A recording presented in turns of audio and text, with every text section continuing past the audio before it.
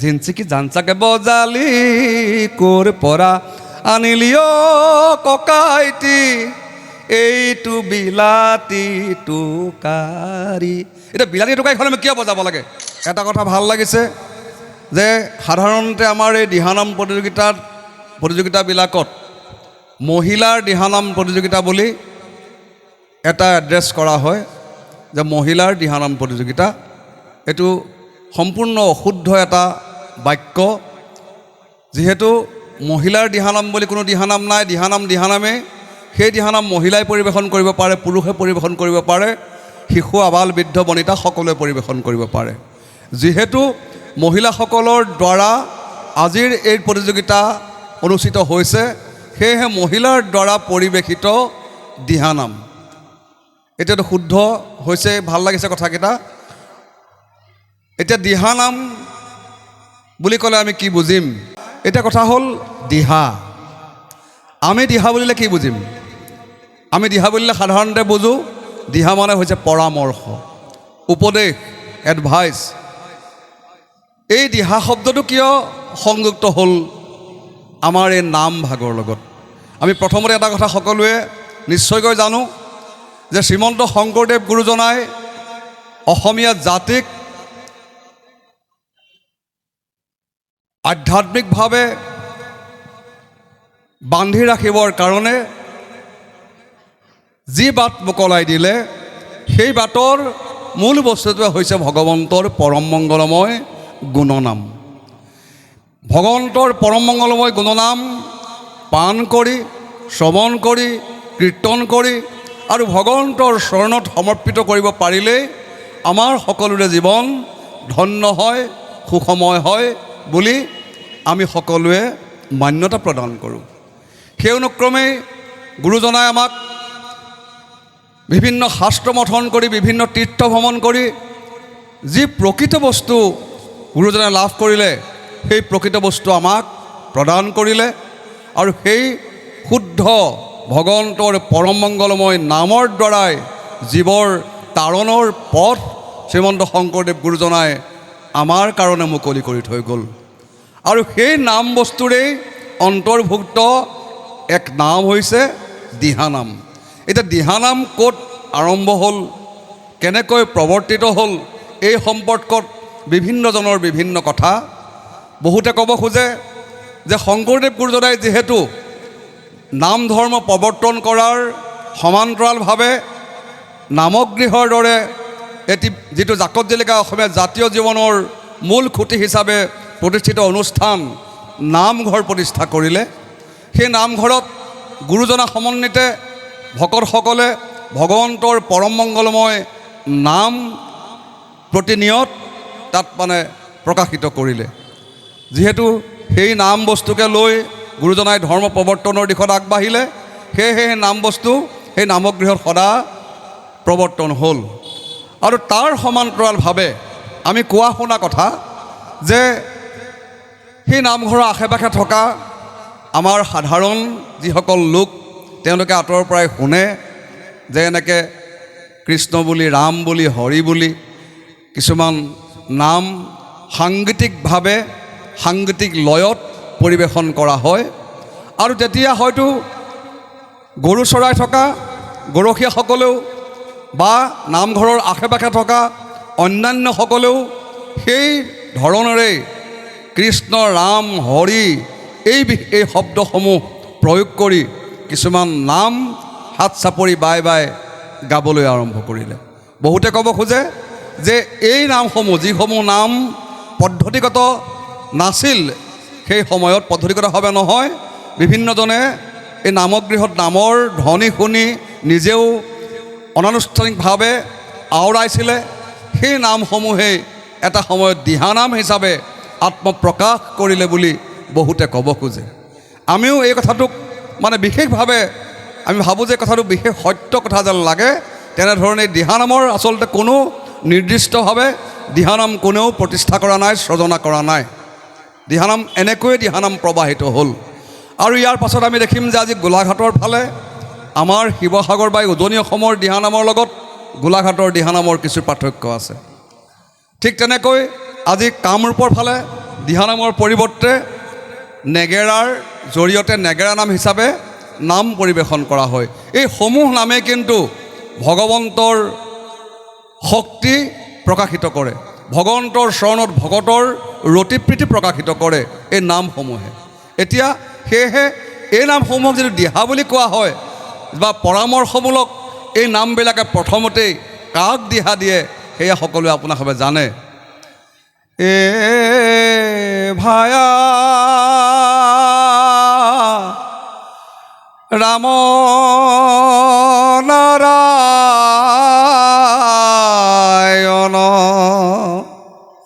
ও বোল ভায়া গোপাল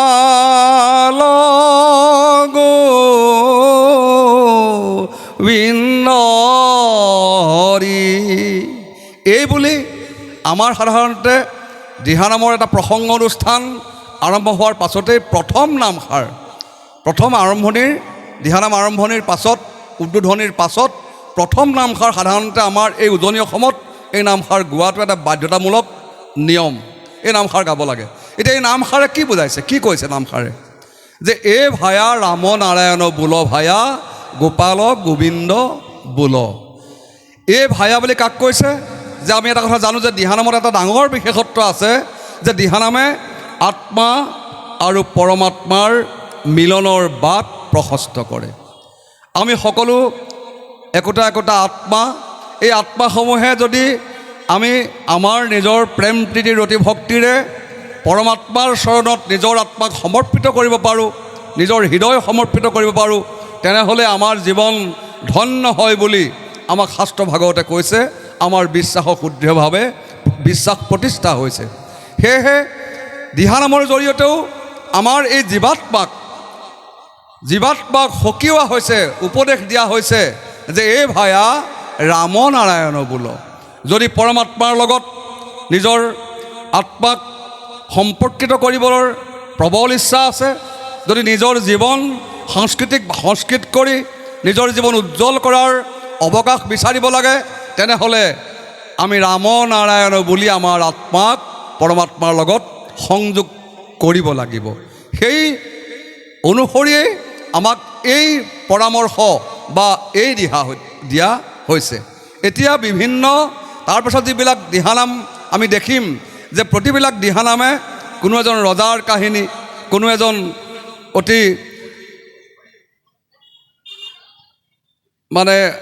দুখজনক জীৱনৰ জৰিয়তে আৰু শেষত পৰম পুৰুষ ভগৱন্তৰ কৰোণাৰ দ্বাৰা নিজৰ জীৱনৰ সকলো যাতে দুখ দুৰ্দশা দূৰ কৰি নিজৰ জীৱন উজ্বলি উঠা বিভিন্নজনৰ কাহিনীৰে আমাৰ এই দিহানামসমূহ আজি আমাৰ সম্পূৰ্ণ হৈ আছে। আজি আমাৰ শ্ৰীৰামৰ কাহিনী, বলিৰ কাহিনী, বালিৰ কাহিনী, দক্ষৰ কাহিনী, শিৱৰ কাহিনী, এই কাহিনীসমূহৰ মাজত আমাৰ দিহানামসমূহ সোমাই আছে। গতিকে সকলো কাহিনীৰ জৰিয়তে আমি একোটাকৈ উপদেশ, এটা এটা কাহিনী, এভাগ এভাগ দিহানামে আমাক জীৱনৰ বিভিন্ন স্তৰত আমি পোৱা বিভিন্ন ঘাত প্ৰতিঘাত আৰু তাৰ পৰা পৰিত্ৰাণৰ কাৰণে পৰম ব্ৰহ্ম নাৰায়ণৰ চৰণত শৰণ লৈ, গোপাল গোবিন্দৰ চৰণত শৰণ লৈ কেনেকৈ আমাৰ জীৱনো আমি উজ্জীৱিতভাৱে বা আমি সংস্কৃত কৰি আগবঢ়াই নিব পাৰোঁ, তাৰ পৰামৰ্শ আমাক দিহানামসমূহে প্ৰদান কৰিছে। এতিয়া কথা হ'ল এই দিহানামসমূহ কিন্তু বৰ্তমান যিহেতু প্ৰতিযোগিতাৰ গণ্ডিলৈ আমাৰ প্ৰায় অসমীয়া জাতীয় যিখিনি সংস্কৃতি, এই সংস্কৃতিৰ প্ৰায়বিলাক আমাৰ অনুষ্ঠানে ইতিমধ্যে প্ৰতিযোগিতাৰ গৃহলৈ, প্ৰতিযোগিতাৰ ঘৰলৈ গুচি যোৱাৰ কাৰণে হয়তো আমাৰ কিছুমান অলপ স্তূপীকৃত হৈছে বা আমাৰ অলপ আগতকৈ চমুকে আমাৰ পৰিৱেশন কৰি এটা সময় অনুসৰি পৰিৱেশন কৰিব লগা হোৱাৰ কাৰণে প্ৰকৃত মাপ হয়তো আমাৰ এই অনুষ্ঠানসমূহে বা এই যিবিলাক সংস্কৃতি, এই সংস্কৃতিবিলাকে অলপ হেৰুৱাই পেলাইছে। এয়া অলপ দুখৰ বিষয় যে আমি আজি এই আপাহতে যদিও আমাৰ দৰ্শক কম আছে, কিন্তু আমি এটা কথা ক'বলৈ বিচাৰিছোঁ যে আমাৰ য'ত আমাৰ সংস্কৃতিসমূহ য'ৰ পৰা ওলাইছে আৰু য'ত এই সংস্কৃতিসমূহৰ বিকাশ আমাৰ য'ৰ পৰা আহিছিলে, সেই জেগাবিলাকত কিন্তু লাহেকৈ আজি ভাওনাই হওক বা আজি আমাৰ দিহানাম প্ৰতিযোগিতাই হওক বা বিহুৰ বিভিন্ন প্ৰতিযোগিতাই হওক, এইবিলাক কিন্তু প্ৰকৃত আচল জেগাবিলাক য'ৰ পৰা উদ্ভাসিত হৈছিলে সেই ঠাইবিলাকৰ সৌন্দৰ্য লাহেকৈ হেৰুৱাই পেলাইছে। আৰু ক'বলৈ মন নাথাকিলেও ক'ব খোজোঁ যে দিহানামেও আজি ইয়াত বিভিন্নটা দলে দিহানাম পৰিৱেশন কৰিব। কিন্তু এই দিহানামসমূহ যদি আমি চাওঁ যে আমাৰ সচৰাচৰ আমাৰ গাঁওবিলাক যি দিহানামৰ শৈলীৰে আমাৰ গাঁওবিলাক ভৰি আছিলে, সেই শৈলীৰ পৰা লাহে লাহে প্ৰতিযোগিতাৰ স্তৰলৈ অহাৰ লগে লগে দিহানামে কিছু আঁত হেৰুৱাই পেলাইছে। যে এই ভাই ৰামনাৰায়ণে বোল এনেধৰণে যিবিলাক নামেৰে আমাৰ দিহানাম আৰম্ভ হৈছিলে, বা আমাৰ বালিৰ গীত, বলিৰ গীত নাম, এই নামসমূহে যেনেকৈ আজি এটা সম্পূৰ্ণ কাহিনী, আজি বালিৰ যিটো নিৰ্মম কাহিনী জীৱনৰ শেষ অৱস্থাৰ, বা বলিয়ে কেনেকৈ আজি তিনিপদ ভূমিৰ কাৰণে গৈ আজি নিজক সমৰ্পিত কৰি পুনশ্চ এখন স্বৰ্গ নিজাববীয়াকৈ লাভ কৰাৰ যি কৃতিত্ব, এইসমূহ এটা কাহিনী দীঘলীয়াভাৱে আৰু ইয়াত বিভিন্ন যেনেকৈ পদ, ভাঙনি, ঘোষা, এনেকৈ বিভিন্ন প্ৰকাৰে এভাগ দিহানাম পৰিৱেশিত হৈ যায়। আমি এতিয়া সম্পূৰ্ণভাৱে দেখুৱাই দিবলৈ অসুবিধাও হয়। গতিকে এই যিটো ক্ৰমটো, এই যিটো এটা আটকধুনীয়া বা অতি মনোমোহা, অতি ভাল লগা, সেই বস্তুখিনি কিন্তু লাহে লাহে হেৰাবলৈ আৰম্ভ কৰিছে।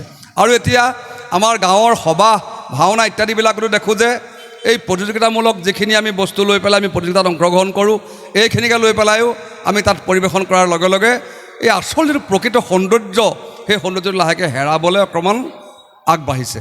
গতিকে আমি প্ৰতিযোগিতাৰ লগতে আমাৰ কৰ্মকৰ্তাসকল আৰু ইয়াত অংশগ্ৰহণকাৰী বিভিন্ন ঠাইৰ দলসমূহেও সেই দিশটোৰ ওপৰতো অলপ চকু দিব নিশ্চয়কৈ লাগিব, যে যিটো প্ৰকৃত আচল দিহানামৰ বৈশিষ্ট্য, সেই বৈশিষ্ট্যখিনি যাতে ৰক্ষা কৰি পেলাই আমি দিহানাম পৰিৱেশন কৰিবলৈ যদি আগবাঢ়ো, লাগিলে কম সময়ৰ ভিতৰতে হওক, সেইখিনি ৰক্ষা কৰি আগবাঢ়িলে আৰু দিহানামৰ কিছুমান যিবিলাক সচৰাচৰ সুৰ, যিটো সুৰে আমাক দিহানাম যেন লাগে, তেনে সুৰবিলাক অলপ আঁতৰি পেলাই এতিয়া কিছুমান নতুন এনেকুৱা সুৰ মানে কিছুমান সুৰকাৰে সৃষ্টি কৰিছে, যিবিলাক দিহানামৰ পৰা অলপ আঁতৰি অহা যেন লাগে। এইবিলাকৰ ওপৰতো কিন্তু আমাৰ বিচাৰকসকল সমন্বিতে, যিহেতু তেখেতসকল বিজ্ঞ, আজি মই ইয়াত বহিব লগা কোনোবা 3জন বিচাৰকে কথা কোৱা নাই, যে যিসকল বিশেষকৈ এই যিটো আমাৰ সংস্কৃতি দিহানামৰ ওপৰত যিসকলৰ বিশেষ দখল আছে, বিশেষ কৃতিত্ব আছে, তেখেতসকলে এই বিষয়বিলাকৰ ওপৰত কিন্তু অলপ চকু দিবলৈ আগবাঢ়িব লাগিব। প্ৰকৃত দিহানাম ৰক্ষা কৰিবলৈ আৰু এই আইসকলে যেনেকৈ ইমান সুন্দৰ হৈছে যে প্ৰতিখন গাঁৱতে আজি আইসকলে বিশেষকৈ দিহানামৰ প্ৰতি তেওঁলোকৰ স্পৃহা আৰু এই দিহানামৰ জৰিয়তে সংস্কৃতিক ইমান জীপালকৈ ৰাখিবলৈ তেওঁলোকে আগবাঢ়িছে।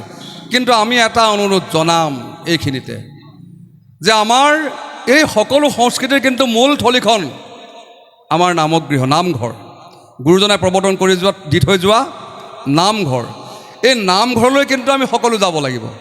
আমাৰ আমি যিবিলাক বস্তুক লৈ আমাৰ সংস্কৃতিৰ ভাণ্ডাৰখন বিশালকৈ, সুন্দৰকৈ, উজ্জ্বলকৈ ৰাখিছোঁ, যাতে এই সংস্কৃতিৰ যিহেতু বুনিয়াদ আমাৰ নামঘৰ, সেয়েহে সকলো আমাৰ আইসকল বা দিহানামৰ লগত জড়িত আমাৰ যুৱকসকল সকলো কিন্তু নামঘৰমুখী হ'ব লাগিব।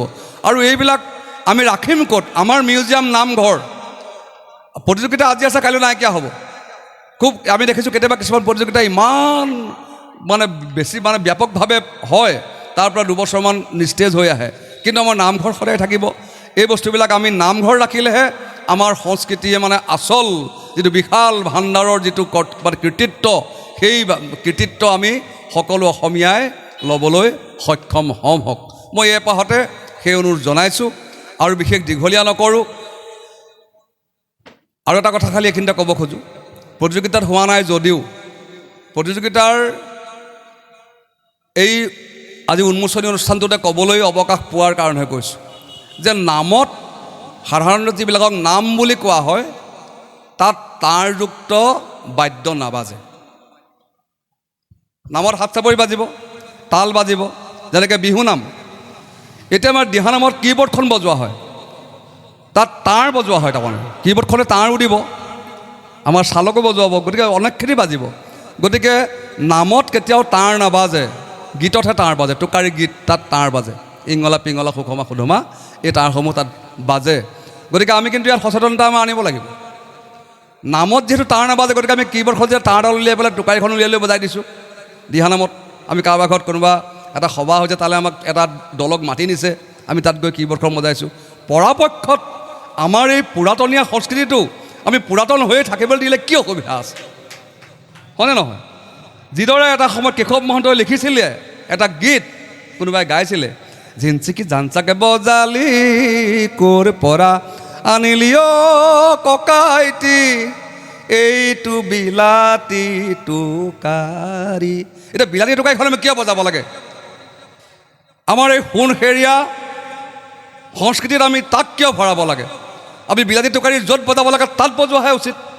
গতিকে এই ক্ষেত্ৰত কিন্তু আমাৰ সকলো সচেতন হোৱাটো মই উচিত বুলি আজিৰ এই শুভক্ষণত অনুভৱ কৰি আপোনাৰ সকললৈও এই বিষয়টি আগবঢ়ালোঁ।